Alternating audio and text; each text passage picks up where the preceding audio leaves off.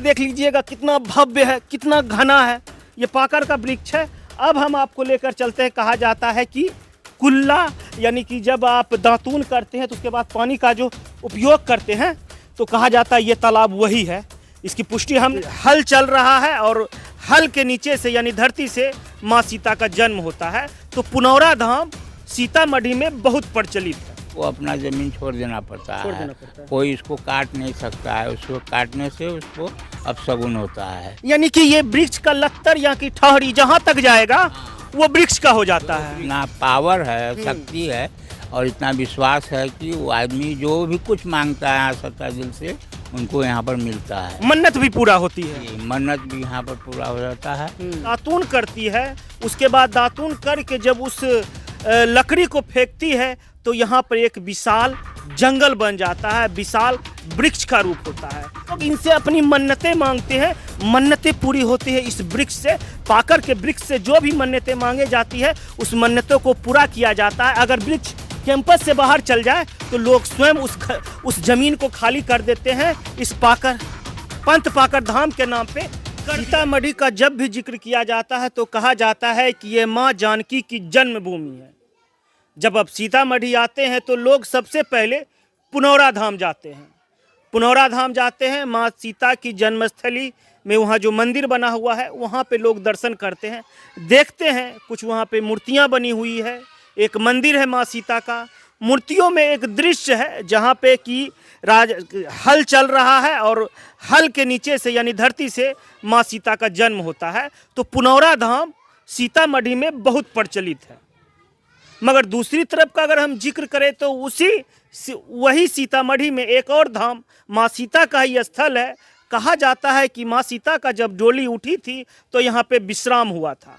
उसके बाद माँ सीता सुबह में जब दातून करती है, उसके बाद दातून करके जब उस लकड़ी को फेंकती है तो यहाँ पर एक विशाल जंगल बन जाता है, विशाल वृक्ष का रूप होता है। दूसरी तरफ माँ सीता ने जहाँ पे कुल्ली किया था वह तालाब भी मौजूद है। कहा जाता है कि माँ सीता ने जिस लकड़ी का प्रयोग किया था दातून के लिए वह पाकर का वृक्ष था। वही पाकर का वृक्ष यहाँ विशाल वृक्ष बन गया है। हमारे पीछे आप देख रहे हैं, यहाँ पे आप देख लीजिए एक गोलंबर सा बना हुआ है, बीच में मूर्ति स्थापित है।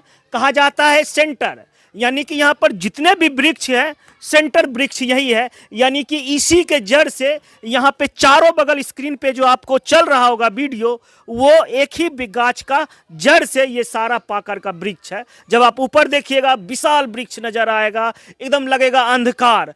अभी इस भीषण गर्मी में इस वृक्ष के नीचे जब हम आपको बता रहे हैं कहानी कि आखिर यह धाम क्यों इतना प्रचलित है तो ठंडक महसूस होती है। जैसे आप वृक्ष से बाहर जाते हैं तो आपको पता चलता है कि आप कितना भीषण गर्मी है।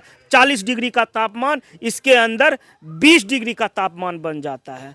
लोगों से भी बात करेंगे, पंडित जी से भी बात करेंगे किन किन ग्रंथों में इसका उल्लेख है, क्या कुछ है। आप मेरे साथ बने रहें, हम सभी लोगों से बात करके, श्रद्धालुओं से बात करके आपको जानकारी देंगे। से ही हम पूछ लेते हैं उनका क्या कहना है। क्या ये सच है, ये जो पाकर का वृक्ष है, विशाल पाकर का वृक्ष, माँ सीता ने कहा जाता है कि दातून किया, उसके बाद उस दातून से ये विशाल वृक्ष बन गया, जंगल बन गया। कितनी सच्चाई है? देखिए ये जो है त्रेता युग की बात है। तो त्रेता युग में तो अभी का आदमी थे नहीं।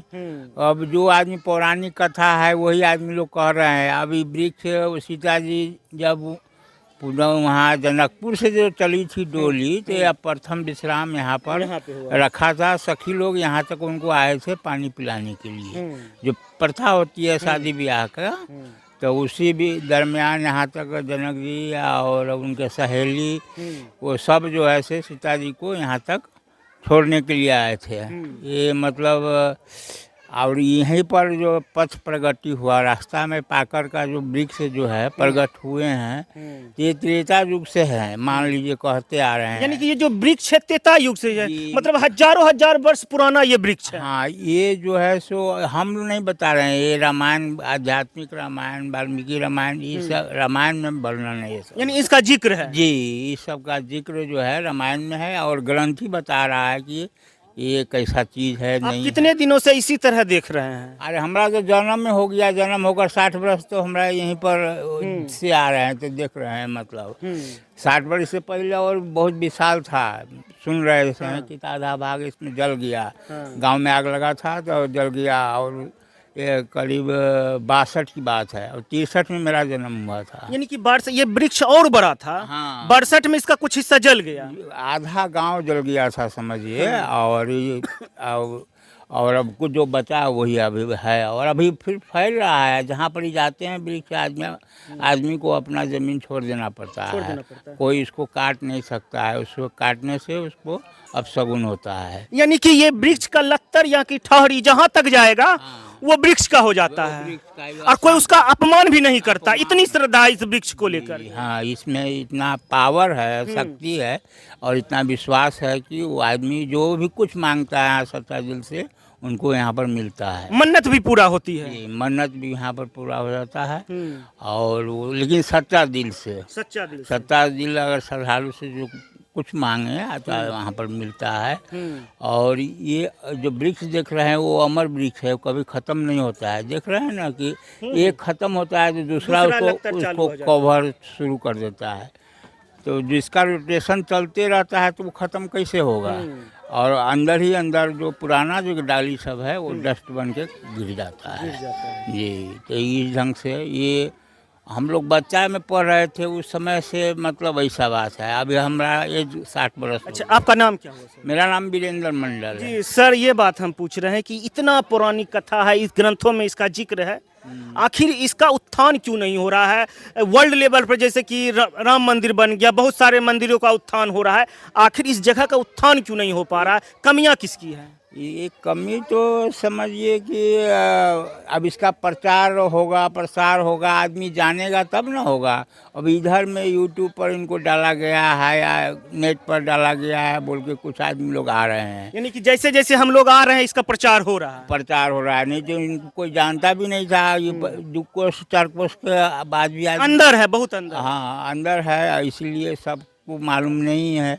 अब जो आदमी देखते हैं अच्छे अपना टीवी या कुछ देखते हैं। गांव का नाम क्या है बता दीजिए? पंथपाकर धाम हो गया, पहले पंथपाकर था लेकिन अब पंथपाकर धाम लिखाता है। चलिए, पंथपाकर धाम हम जिक्र किए थे, एक और जिक्र है, कहा जाता है वहाँ जो तालाब है उसमें कुल्ला किया था माँ सीता ने, क्या सच है? ऐसे सुनते आ रहे हैं, जैसे पौराणिक कथा, जैसे हम लोग का बाप दादा वो लोग बता रहे थे तो हम लोग भी बताते हैं। चलिए वहाँ पे हम आपको लिख चलते, चलिए देख लीजिए। वो जिक्र का बात कर रहे थे, कहा जाता है ये अमर है, ये जो वृक्ष है ये अमर है। देख लीजिए इनकी शिलाएं, देख लीजिए कितना बड़ी बड़ी, देख लीजिए ये वृक्ष का जड़ है। जब आप देखिएगा तो पता चलेगा हाँ ये अमर है। देख लीजिए ये क्या हुआ, ये जो वृक्ष है इसका जड़ अंदर गया, अंदर जाने के बाद ये क्या होता है, बाहर हो जाता है। हम आपको दिखाते हैं एक बानगी, इधर आइए, देख लीजिए कितना विशाल वृक्ष है, इसीलिए कहा जाता है ये अमर वृक्ष है।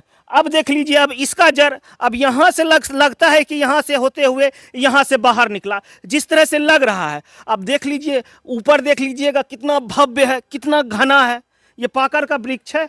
अब हम आपको लेकर चलते हैं, कहा जाता है कि कुल्ला, यानी कि जब आप दातून करते हैं तो उसके बाद पानी का जो उपयोग करते हैं तो कहा जाता है ये तालाब वही है। इसकी पुष्टि हम नहीं करते पर लोगों का कहना है, पौराणिक कथाओं में इसका जिक्र है। हम देखिए यही वृक्ष है, देख लीजिए कितना घना है, पाकर का गाछ का वृक्ष पूरा एकदम है। और सबसे बड़ी बात है इस वृक्ष का ये जो धर है, यानी ये वृक्ष अगर कैंपस से भी बाहर जाता है तो वो जमीन वृक्ष का हो जाता है। कोई लोग इसकी अवहेलना नहीं करते हैं, उसका अपमान नहीं करते हैं। लोग इनसे अपनी मन्नतें मांगते हैं, मन्नतें पूरी होती है इस वृक्ष से। पाकर के वृक्ष से जो भी मन्नतें मांगे जाती है उस मन्नतों को पूरा किया जाता है। अगर वृक्ष कैंपस से बाहर चल जाए तो लोग स्वयं उस जमीन को खाली कर देते हैं। इस पंथपाकर धाम के नाम पे कर दिया जाता है, अलॉट कर दिया जाता है। ये देखिए अद्भुत कहानी है। ऐसी कहानियों को हमें लगता है कि हमें प्रमोट करना चाहिए, हमें इस कहानियों को दिखाना चाहिए कि सनातन की जो कड़ियाँ हैं, जो छुपी हुई कड़ियाँ हैं, उनको हम जैसे लोग ही आगे ला सकते हैं, आगे बता सकते हैं। और क्या क्या हमारे इतिहास में जो कि ग्रंथों में लिखा हुआ है, पर हम लोग अभी तक उसको अपने टेलीविज़न पे, अपने चैनल पे जगह नहीं दे पाए हैं। आपको ये वीडियो कैसा लगा? यह वीडियो फेसबुक पर देख रहे हैं तो हमारे चैनल को फॉलो कर लीजिए, यूट्यूब पर देख रहे हैं तो सब्सक्राइब करना ना भूल।